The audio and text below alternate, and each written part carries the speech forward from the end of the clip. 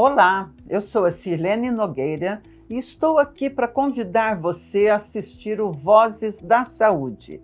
O episódio desta semana está falando sobre a inclusão de PCDs na sociedade. Você sabia que os profissionais da saúde deveriam aprender Libras para atuar no dia a dia? Venha comigo para saber mais.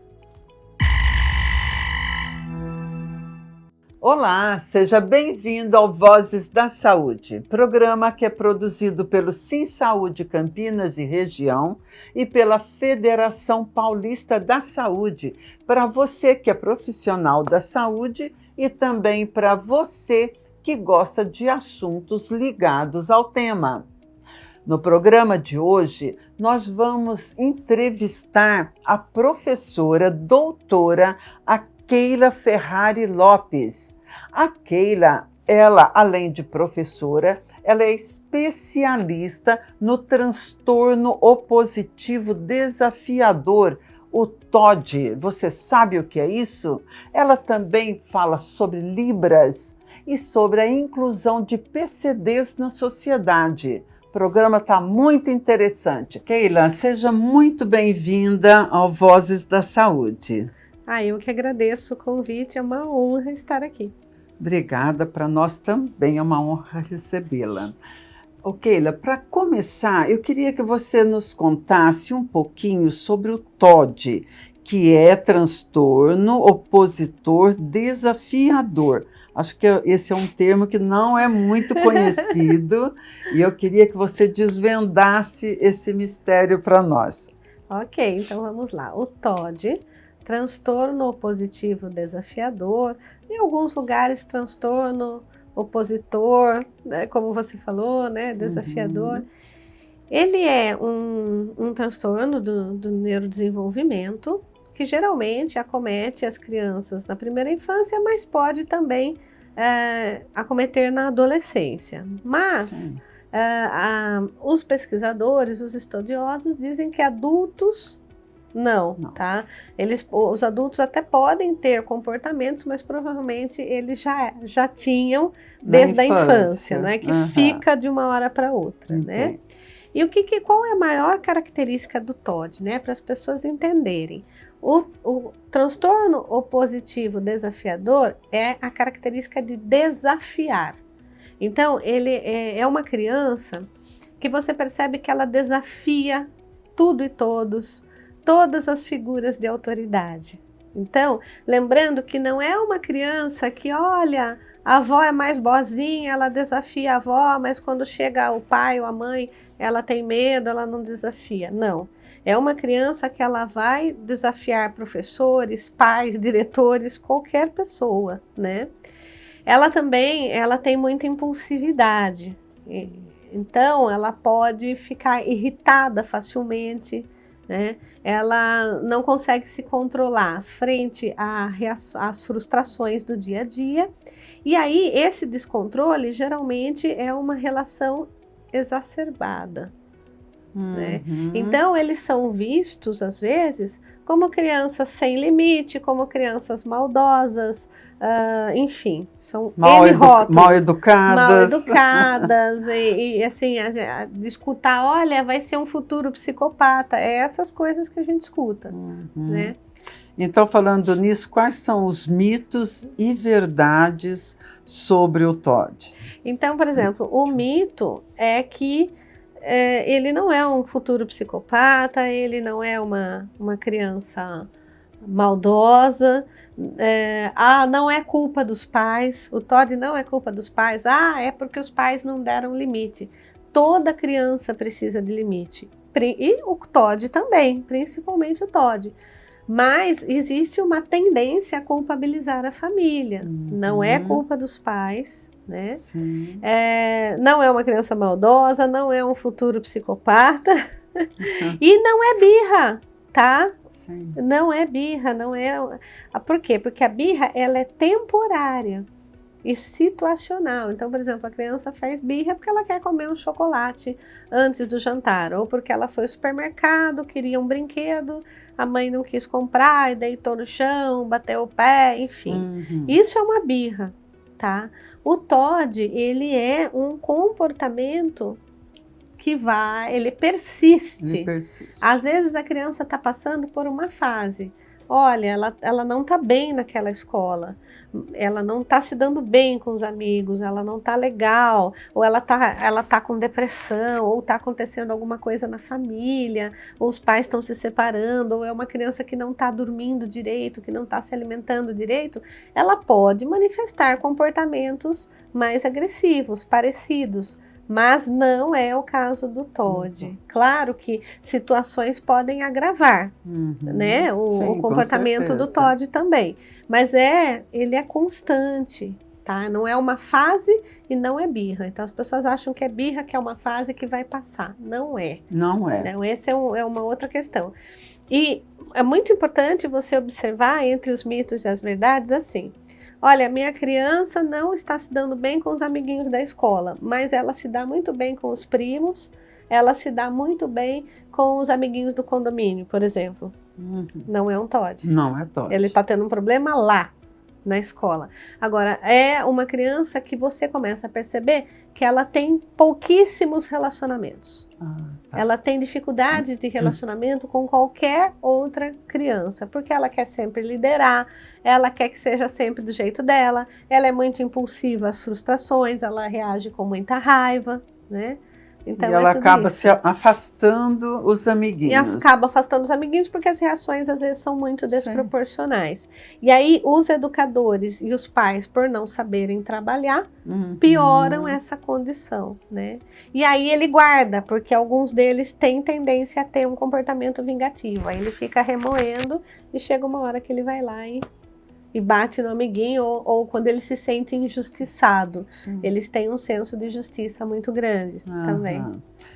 Já que você falou sobre isso, pais e professores, como que pais e professores devem proceder se desconfiarem que uma criança tenha o TOD. Eu ia falar TDAH.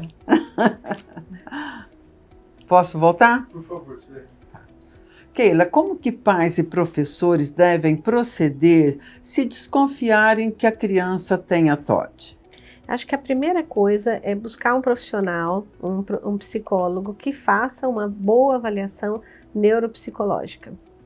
Tá. Não é qualquer psicólogo, existem especialistas, né? Geralmente tem os psicólogos que estão mais acostumados a trabalhar com essa avaliação neuropsicológica, né, ou neuropsicopedagógica, e essa avaliação ela dura vários dias, tá? Então, são várias etapas, vários dias de avaliação. Não costuma ser uma avaliação muito barata, mas vale a pena ir atrás de recursos, ver como é que consegue, parcelar, enfim, para conseguir.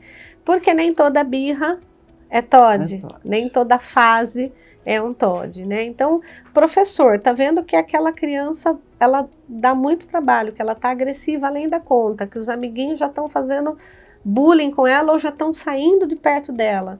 Tem que chamar os pais com calma para uma conversa, né? E solicitar uma investigação. Sim, até para saber se esse mesmo comportamento se repete em casa, na casa de amigos, de parentes. E aí os pais também têm que observar. Nossa, meu filho não consegue se relacionar com os primos da mesma idade, está sempre brigando com as crianças do condomínio, está sempre brigando na escola, todo dia os pais sendo chamados, em casa fica nervoso, dá soco na mesa, qualquer coisa já não come, qualquer coisa se tranca no quarto, bate a porta, o que está acontecendo, né?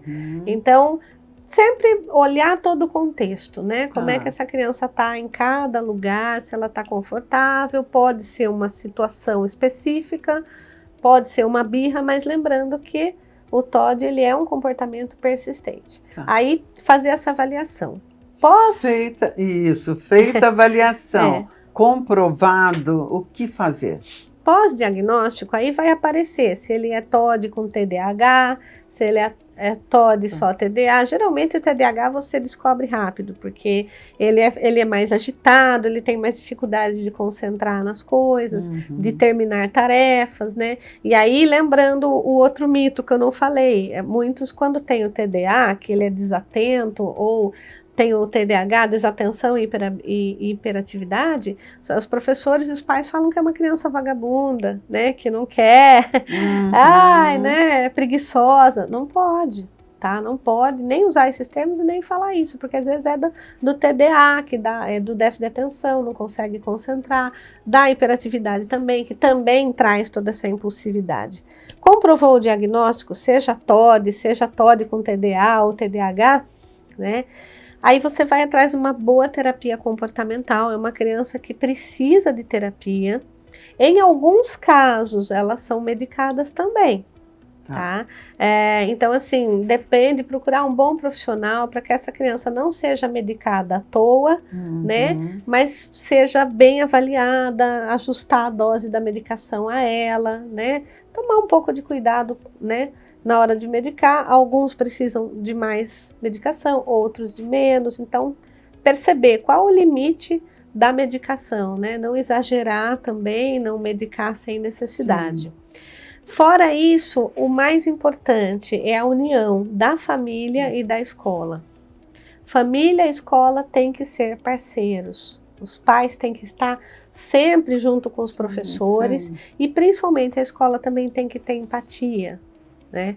Nós sabemos que não é fácil, nem para os pais e nem para os professores, ter um filho com TOD ou ter um aluno com TOD numa sala que tem tantas crianças diferentes, né?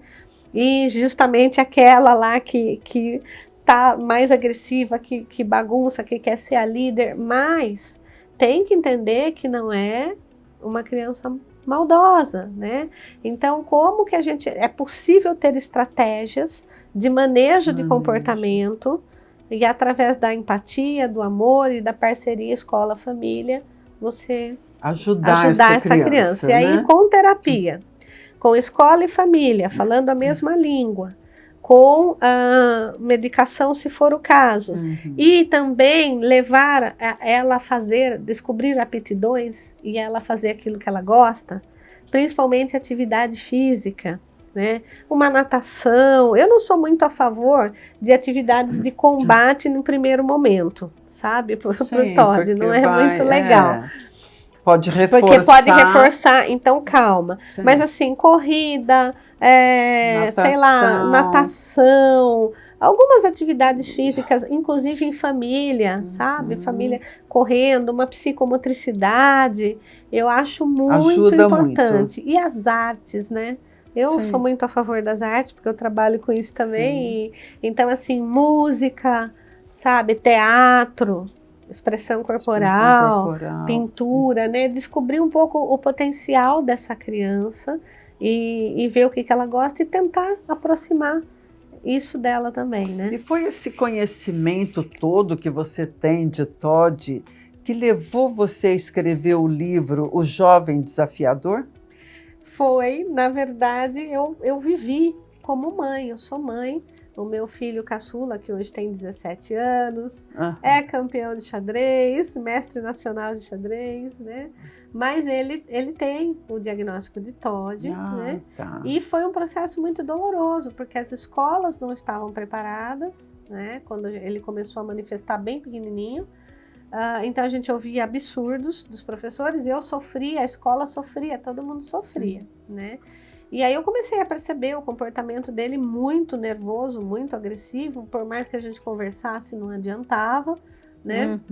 Só que eu trabalhava com crianças com condição de deficiência e trabalhava com outras crianças com transtorno do espectro do autismo, por exemplo, com TEA, de suporte 3, que não falavam, né? Não verbais, que tinham estereotipias. Então, o meu filho, né, fazia contato visual, falava, amoroso, abraçava, né? Então, assim, a princípio, um desenvolvimento normal. Normal. Quando começou a ter essas crises de agressividade, a gente acabava se culpando, né? Sim. A culpa é minha, eu estou trabalhando demais. É porque o irmão se mudou de país, ele está revoltado. É porque eu tive câncer. Até perceber que não era situacional, que era uma questão que ele estava sofrendo mesmo, né?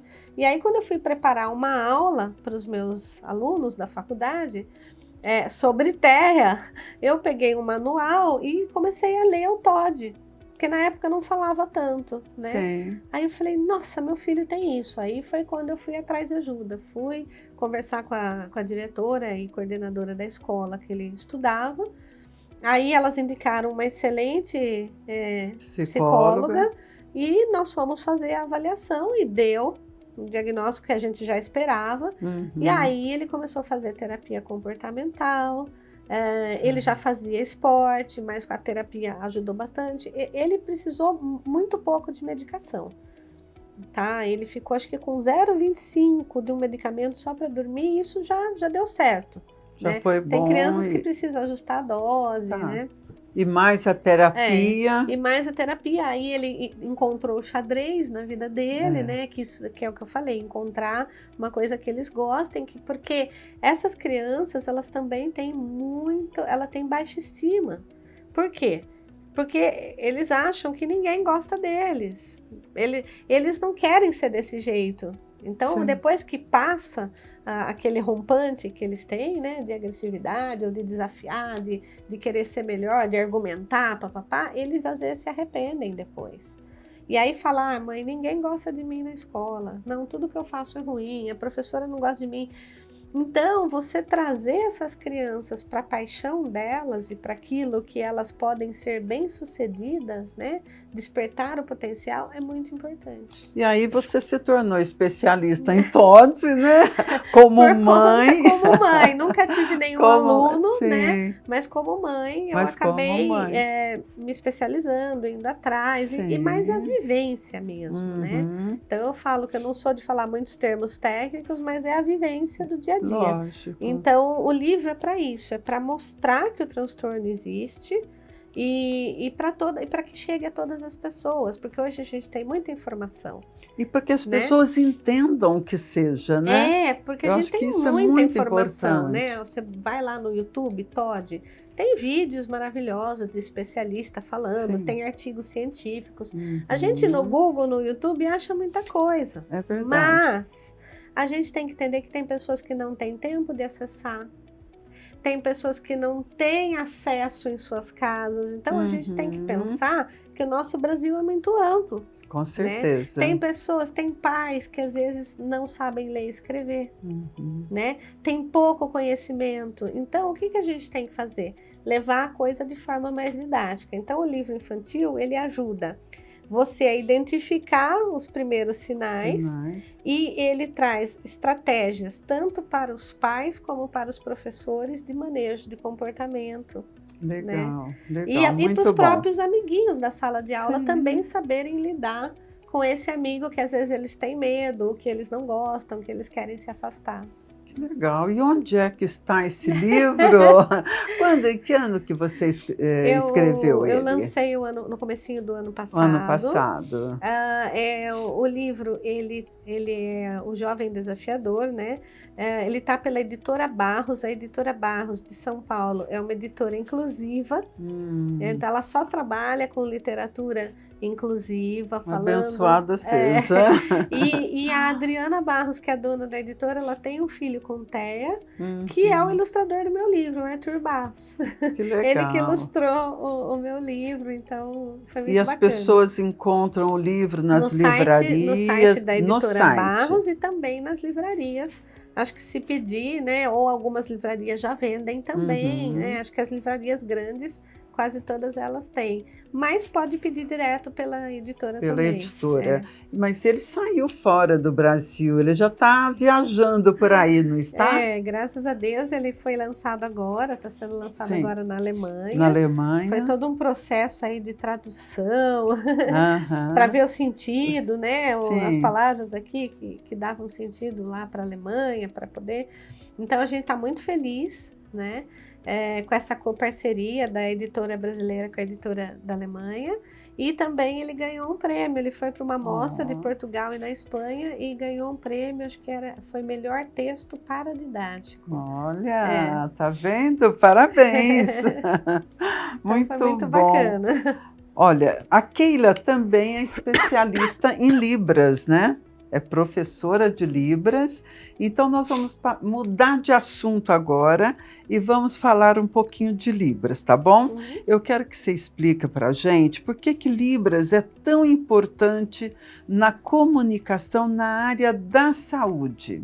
Olha, aí você tocou num ponto essencial. A Libras, ela é importante na educação, importantíssima, sim, mas principalmente na área da saúde. A Libras, ela tinha que ser a nossa segunda língua. Porque, raciocina comigo, se a gente está no ensino básico, a gente aprende o inglês. Sim. Que a gente vai usar, o inglês é universal, você vai usar no mundo todo. Alguns itinerários aprendem o espanhol também, né? Verdade. Que você usa no Mercosul. Agora eu pergunto para você, o espanhol a gente usa no Mercosul, o inglês a gente usa em qualquer lugar do mundo, mas aqui no Brasil, a gente usa o inglês aonde? Não né? usamos. Então, por que é que a Libras já não entrou no ensino básico? Tem alguns projetos de lei, é o que a gente espera. Que a Libras entre no ensino básico para que a médio e longo prazo a gente possa ter, inclusive, profissionais da saúde que falem Libras, tá? A Libras deveria, todo cidadão brasileiro deveria dominar a Libras, que é a língua brasileira de sinais. Na saúde, a gente tem uma grande questão aí. Primeiro, a Libras ela entra em alguns cursos da saúde, eu mesma dou aula para o curso de enfermagem, de medicina, de fisioterapia, mas muitas vezes entra como optativa. Ah, tá. Porque ela entra obrigatória nas licenciaturas. Tá. Mas agora, felizmente, os profissionais da saúde estão despertando os educandos para isso. O que acontece? Você corre o risco de dar um diagnóstico errado, porque você não consegue ouvir o sintoma do paciente. O paciente fala em Libras, você não entende, você pode dar um diagnóstico errado. Sim. Começa aí, verdade. né?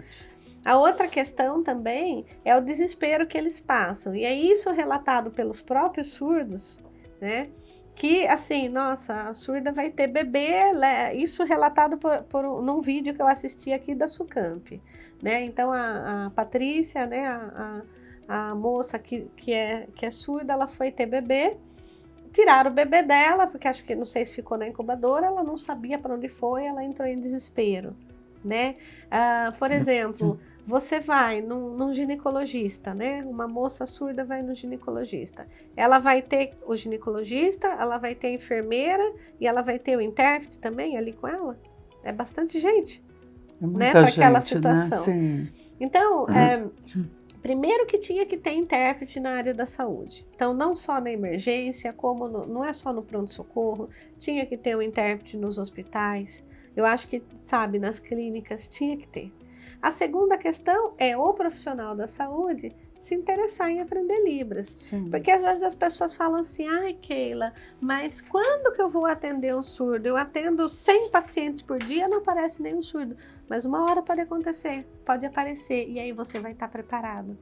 É verdade. Né? Nós não temos nenhuma legislação que tem, obrigue os serviços de saúde a terem eu precisaria verificar melhor isso. Tá. Tem alguns projetos de leis, tem muitos aí, inclusive fala das delegacias também, né? Mas a gente vê que, na verdade, não tem. Né? Então, não tem esse suporte, né? Na escola já é obrigatório, já faz tempo, né? O intérprete em sala de aula. Mas na saúde ainda está essa confusão, né? Eu, pelo menos, assim, preciso dar mais uma olhada aí com mais certeza para você. Tá. Mas, o que aconteceu recentemente? Eu fui dar um curso para um posto de saúde, para médicos do posto de saúde, porque eles estavam atendendo uma família de surdos que era lá do bairro e estava indo com problemas de saúde e tal. O que acontecia? O médico pegava o celular e começava a escrever com eles na frente, mostrava. Acontece que nem todo surdo escreve bem na língua portuguesa. Porque a língua portuguesa, ela é muito diferente da Libras. Tá. Então, às vezes, o surdo vai escrever sem preposição, sem conjunção, o verbo no infinitivo. Por quê? Por conta da própria lacuna do sistema educativo brasileiro, que muitos surdos, principalmente os mais velhos, eles não tiveram um intérprete em sala de aula, eles não tiveram um professor bilíngue. Então, a língua portuguesa escrita, ela é uma segunda língua para o surdo que tem a Libras como a sua comunicação principal. Então, se essa pessoa surda, ela não é oralizada, ou ela não conhece mais a estrutura da língua portuguesa, isso vai depender de uma série de fatores, né? Como a perda da audição, o grau da perda de audição, se ela nasceu em família de ouvintes, se ela nasceu em família de surdos, tem tudo a ver com várias questões aí, né? Mas então, se essa pessoa surda não lê lábios, não é oralizada, ela só usa Libras, não necessariamente ela vai entender tudo que você escreve ali.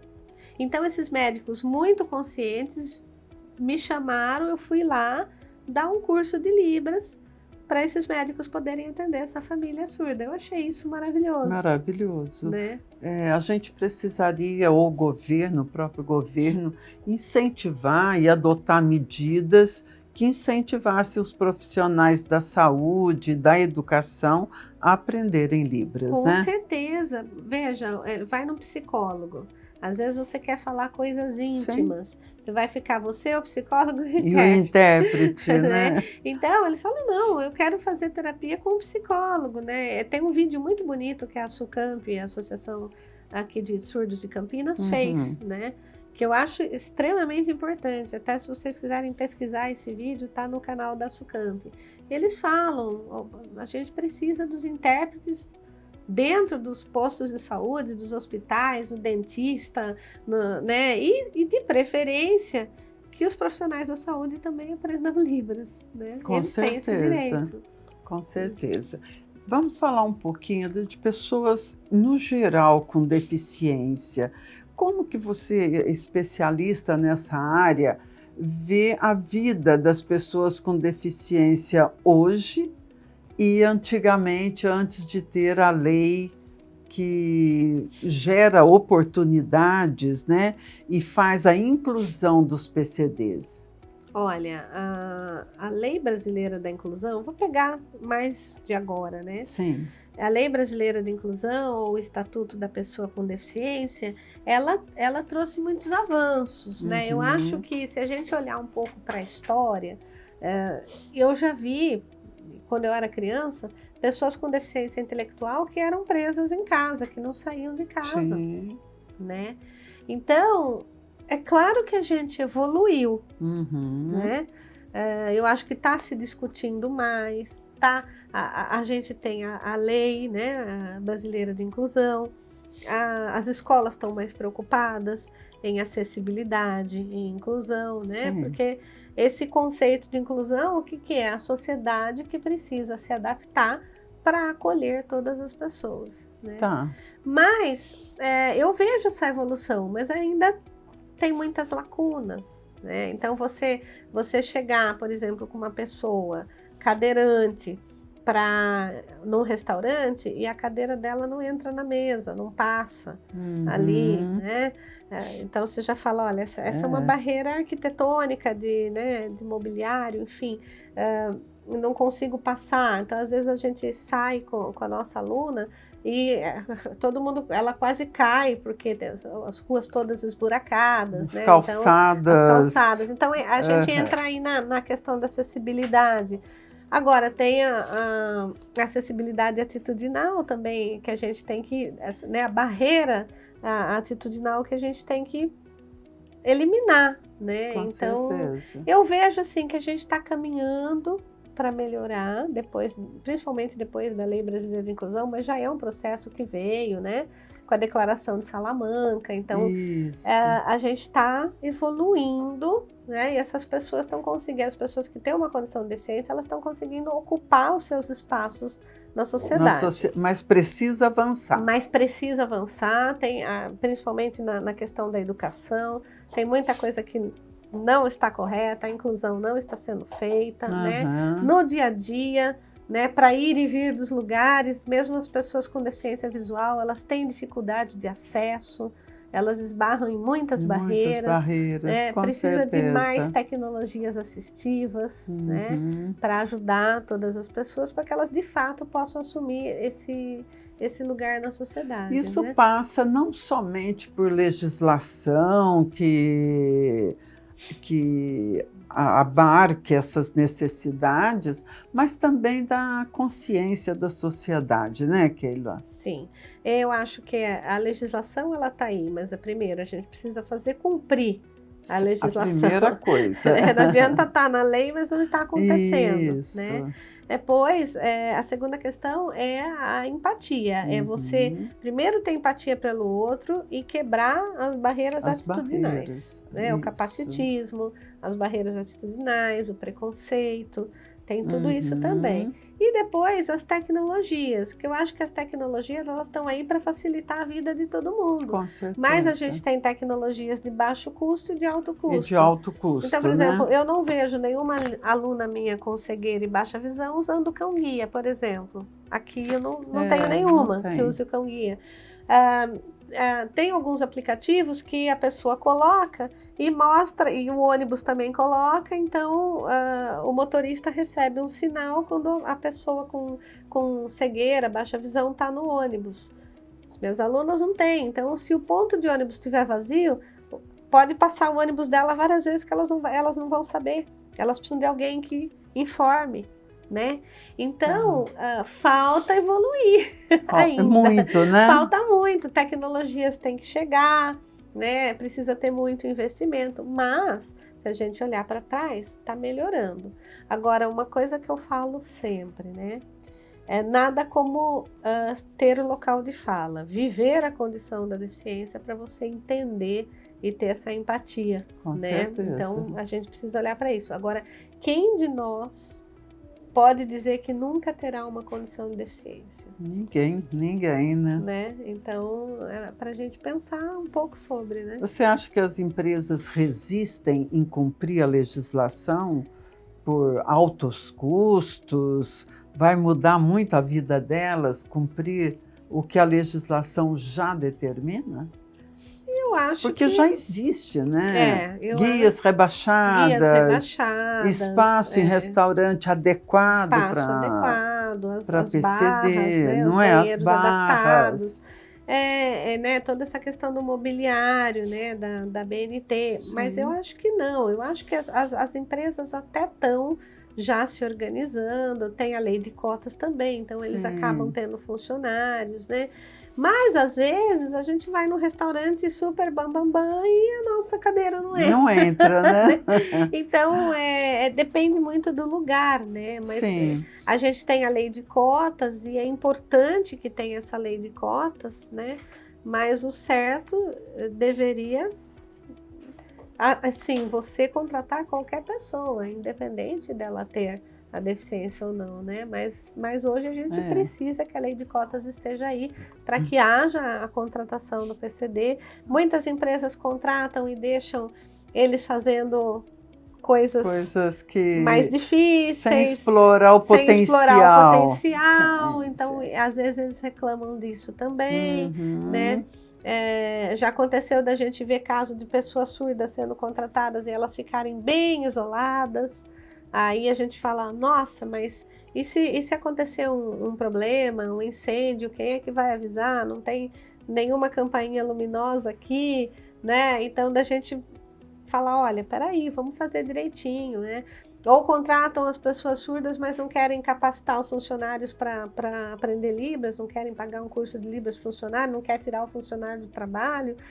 A gente vê muita coisa, tá? Isso eu tô falando especificamente da surdez, mas a gente vê em outras condições também, né? Então, a gente precisa ainda evoluir.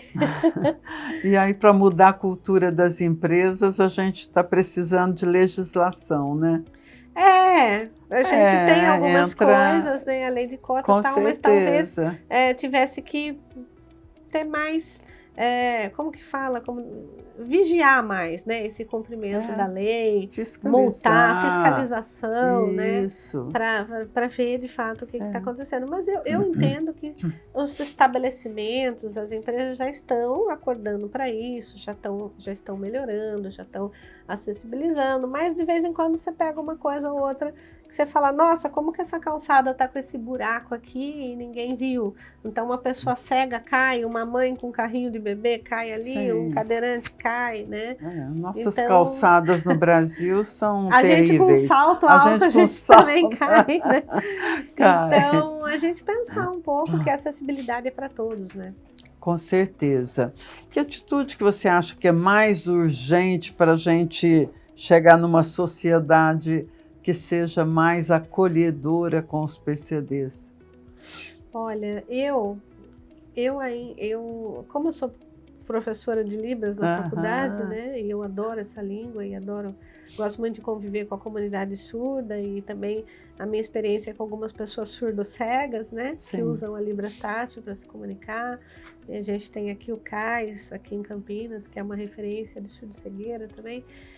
Eu acho que é urgente a sociedade aprender Libras. Eu acho que a gente precisa ter uma sociedade bilíngue.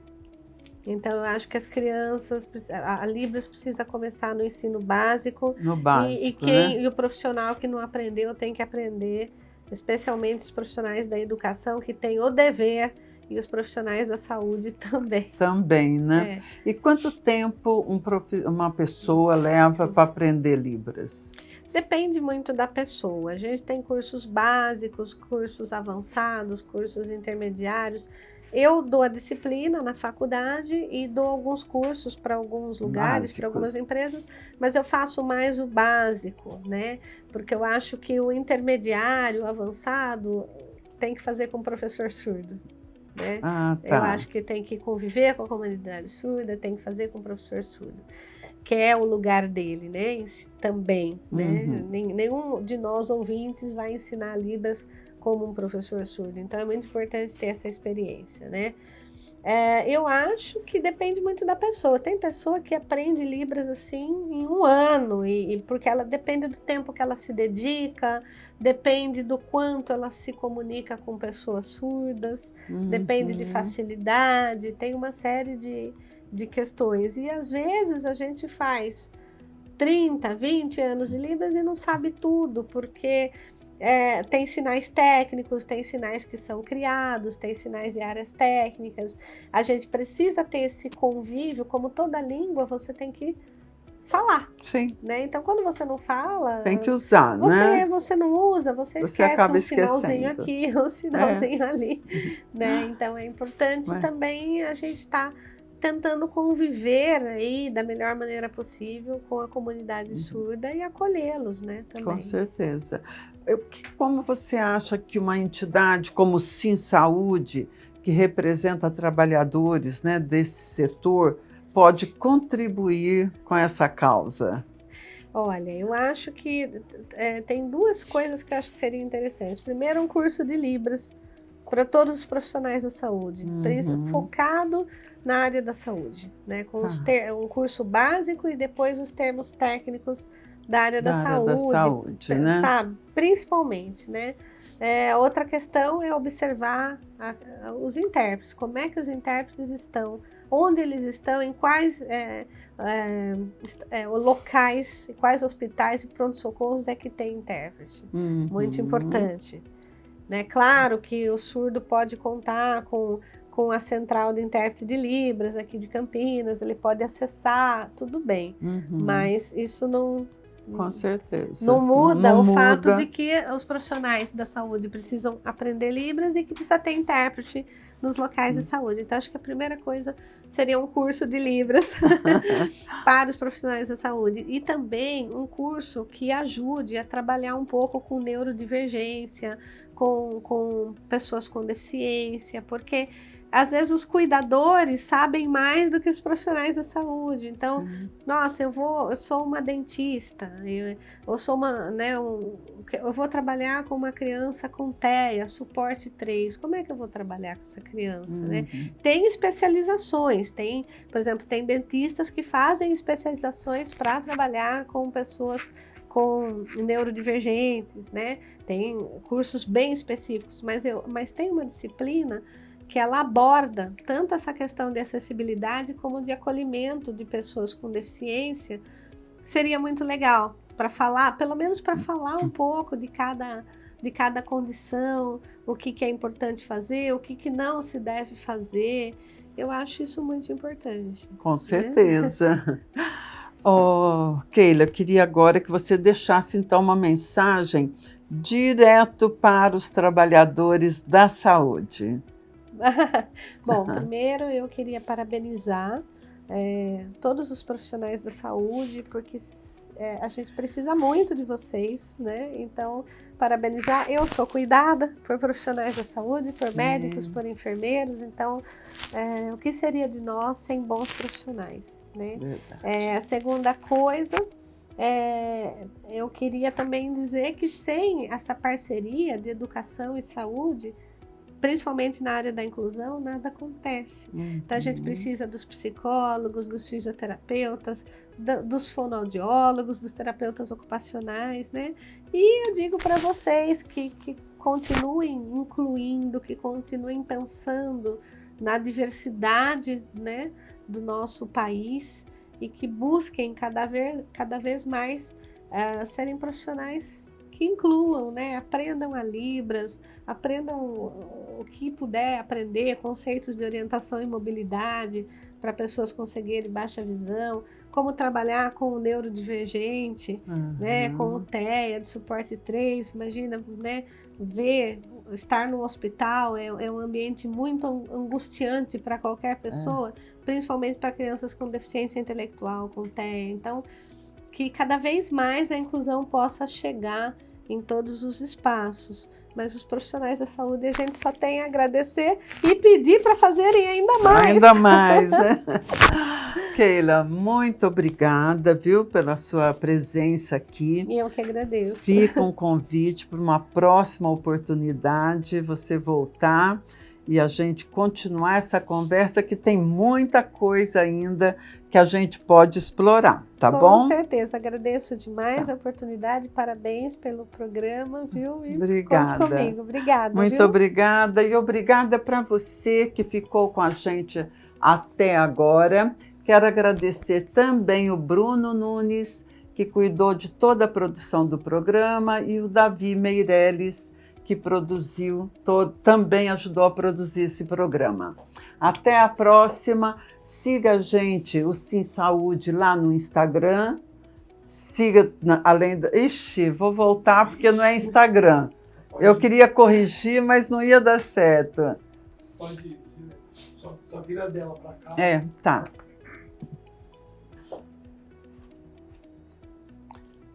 Tem hora que dá essas coisas. E muito obrigada a você que está com a gente até agora. Quero agradecer também ao Davi Meirelles pela produção deste programa e ao Bruno Nunes, que cuidou de toda a produção técnica. Não esqueça de seguir o Sim Saúde no YouTube, onde você pode ver este programa e também pode encontrá-lo no Spotify. Um abraço e até a próxima!